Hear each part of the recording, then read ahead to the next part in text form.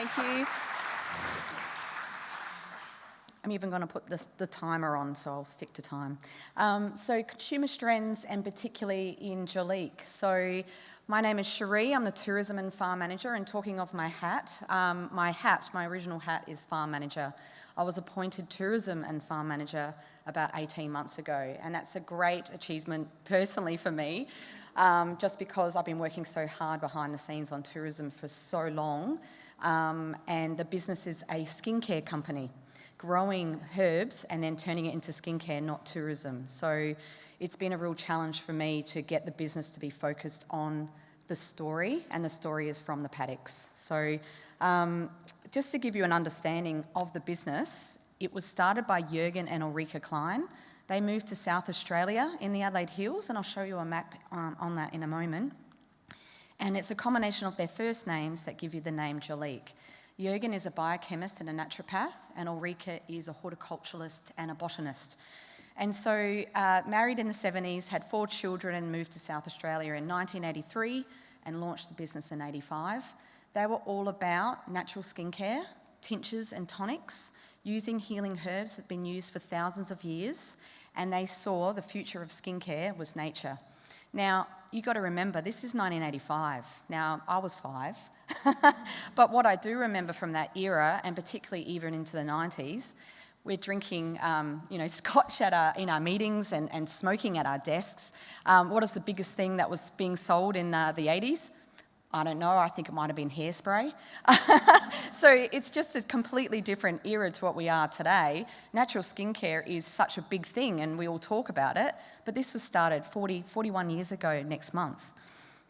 And this is my beautiful office. This is 105 acres of mixed horticultural farming of leaf, root and flower crops. And it's all about what we say paddock to plate, and you saw that today at our beautiful lunch, but we say from seed to skin, from our farm to you.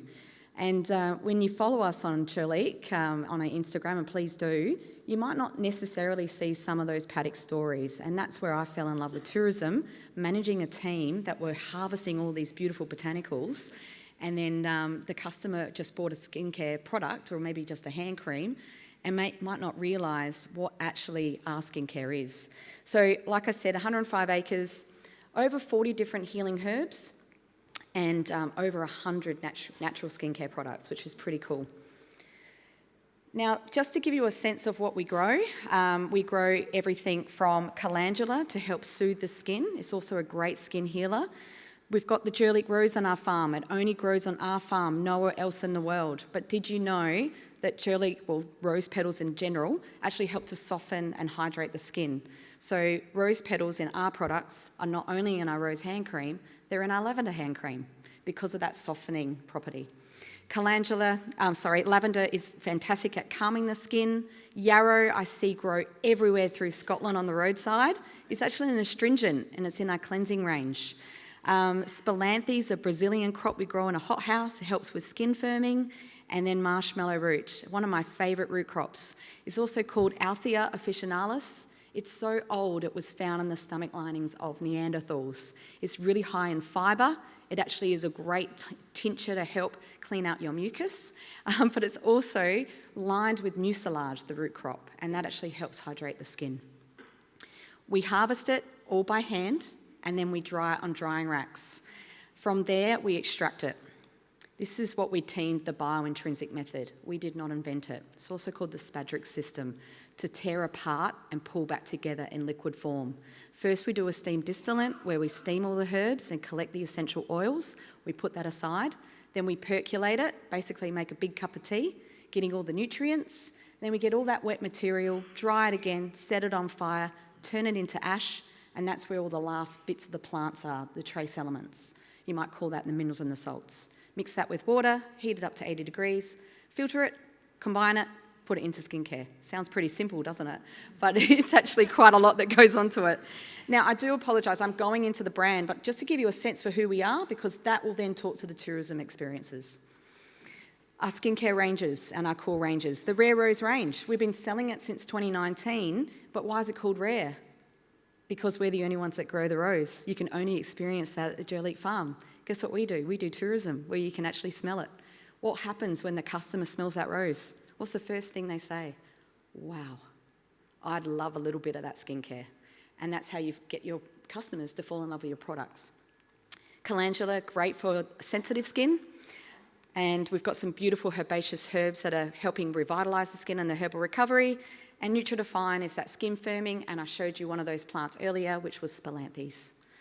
And then some of our products, moisturised cleansing day care cream, we sell one every hour.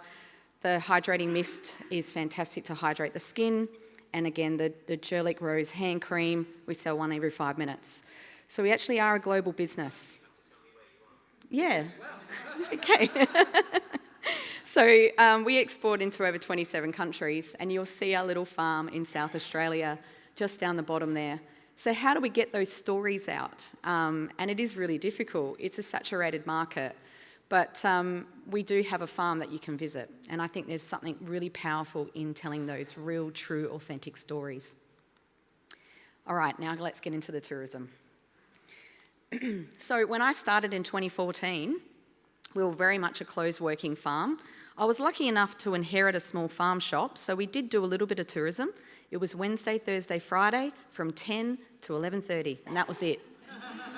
And whenever anyone rocked up on a Monday or in the afternoon on a Friday, you know what we'd say? Bugger off, mate. We're farming. So that was my first 6 years, really, from 2014 to 2020 was farm production management, and a hell of a job we did. And now we're grown into a completely different tourism and farm team. And what you can see there on the right is my tourism team. We're open 7 days a week, a team of 7 incredible women, including myself at 8. And we're doing some signature experiences. And now the story really does begin exactly where the brand should, and that is in the soil, which is fantastic to do from a tourism perspective. Our bread and butter at Jurlique Tourism is a farm tour. It's as simple as that. It starts at 10 o'clock and finishes 11:30, like those first initial 3 days. And the reason why that worked, and why I'll never really change this one, is because it sits in the market beautifully. When you stay in the Adelaide Hills, or even in Adelaide, it's actually not much to do after breakfast, and you're kind of waiting for lunch. We heard Tim Parsons talk about wineries earlier. They start at about 11:30. It might be a bit too early to drink.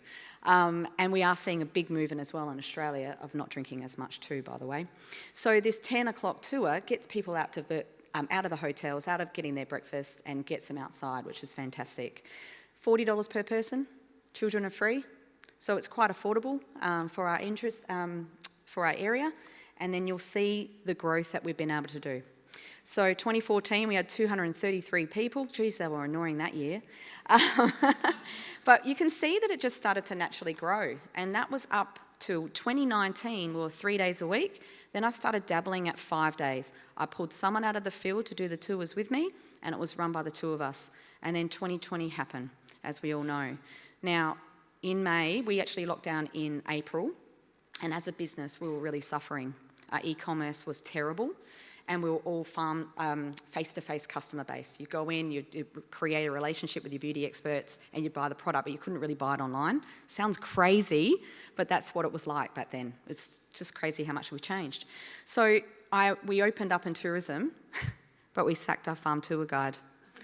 And she was made redundant because we were really suffering as a business. So I did all of those tours by myself while running the farm, and I also did all the farm shop sales. We did the best ever year, and it almost broke me. Then in early 2021, I convinced the owners to pull someone out of the paddock and help me, and two of us grew it until October 2022. And then we got another guide and another farm shop person. Then we opened up 6 days a week, and then 7 days a week in 2024. So you can start to see some of that growth and what we've done just on everyday farm tours. Dispersing, going to trade, talking to the local community, getting lots and lots of locals in. But we started to see things fall flat. So in 2024, I started going to a lot more tourism events and started to get some of the team to manage the farm so I could get off the farm to learn more about tourism, which is just such a challenge in itself. And I released the Jurlique Handpick Masterclass, and things really changed. So a sense for what we do. What do? We handpick, and we can do that masterclass because no one else does it. We've got a lot of beautiful cut flower farms, and you take a beautiful vase of flowers home, but we don't do that. We actually harvest the petals. So what does that look like for a customer? A beautiful basket, otherwise known as a trug, which I never knew that until I bought these trugs. And customers can go pluck those rose petals for themselves, go up to the drying sheds, and those beautiful petals will go into a future product, or they might like to take them home in a beautiful hotel bath if they want to.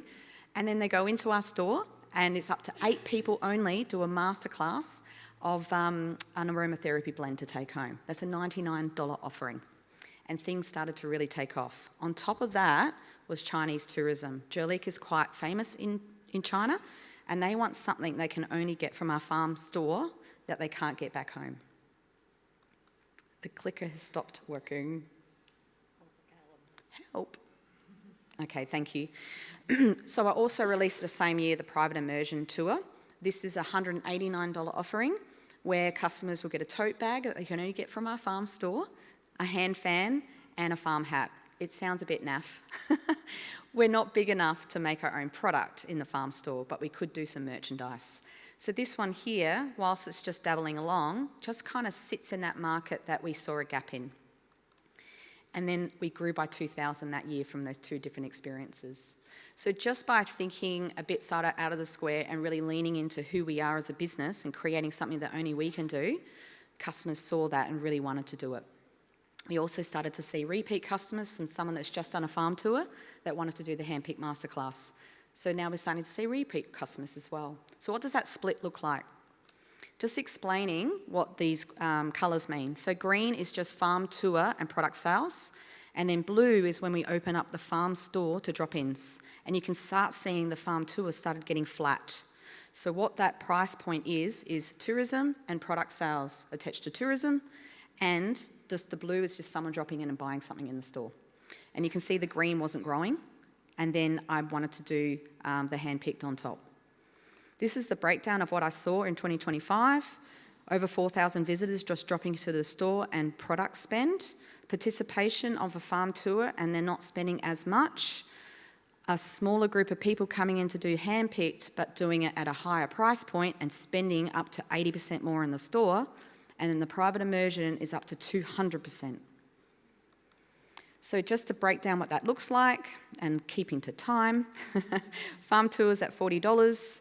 So what we're seeing, we're starting to lose a bit of momentum. Guests wanted a bit more of understanding what we did and a bit more skill transfer, not just access. They want to go in the paddocks. They started to go, can we go out there? No. Okay, what does it look like if we did? And then they actually were looking for something a bit higher end. They kept saying, it's cheap, it's cheap. And I didn't want to stuff up the 10 o'clock tour to the locals, but I did want to appeal to that higher spending customer. So that's why handpick was included at $99. So what we saw is just increased spend in the store. The seed to skin then becomes a bit more part of the itinerary. So what that means is they're really starting to understand what we do as a farm team. And then not only does the farm visit become just something you can see, but then you're actually starting to see that the brand makes a bit more of a point. That seed to skin message really drives home. Last weekend, I organised a new tour and launched a wellness tour. This is a brand new offering at $250 where you're doing breath work, yoga, a little bit of the farm tour, a little bit of the handpicked and the masterclass, and it's a 3.5-hour experience on the farm. I don't expect this one to grow big.